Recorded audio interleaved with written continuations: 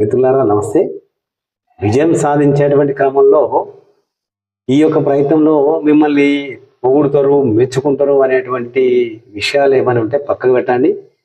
మీరు ఎన్నుకున్నటువంటి మార్గం గొప్పగా ఉంటే, మీకు గొప్పగా అనిపిస్తే, మీకు చుట్టుపక్కల వారు మిమ్మల్ని ప్రశంసించాల్సిన లేకుంటే పోడాల్సినటువంటి ఈ విషయాలు పక్కకు పెట్టి మీరు కార్యాచరణ ప్రణాళిక సిద్ధం చేసుకొని ఫలితాల తర్వాత సంగతి ఫస్ట్ ఆచరణ అనేది మొదలు పెట్టండి. డెఫినెట్లీ ఒక్కటి గుర్తుపెట్టుకోండి, గొంగలి పురిగా ఉన్నప్పుడు సమాజం కానీ పబ్లిక్ దాన్ని ఎవరైనా పట్టించుకుంటారా? గొంగలి పురుగు అంటే అందరు చీదరించుకుంటారు. గొంగలి పురుగు పరిణామ క్రమంలో సీతాకోక చిలుకగా మారిన తర్వాత దానికి ఉన్నటువంటి గుర్తింపు ఏ విధంగా ఉంటుంది, దాని ఆదరణ ఎట్లుంటుందో ఒకసారి గుర్తుపెట్టుకోండి. మీరు కూడా పెద్ద విజయం కోసం ప్రయత్నం చేసే క్రమంలో కూడా మీకు వచ్చేటువంటి అడుగడుగులు అడ్డంకులన్నీ కూడా పక్కకు పెట్టండి, పట్టించుకోకండి. ఏమన్నా మీకు అలాంటి నిరాశ నిస్సత్వ చేసే మాటలు ఉంటే ఈ చెవిన వినండి, ఆ చెవిని వదిలిపెట్టండి.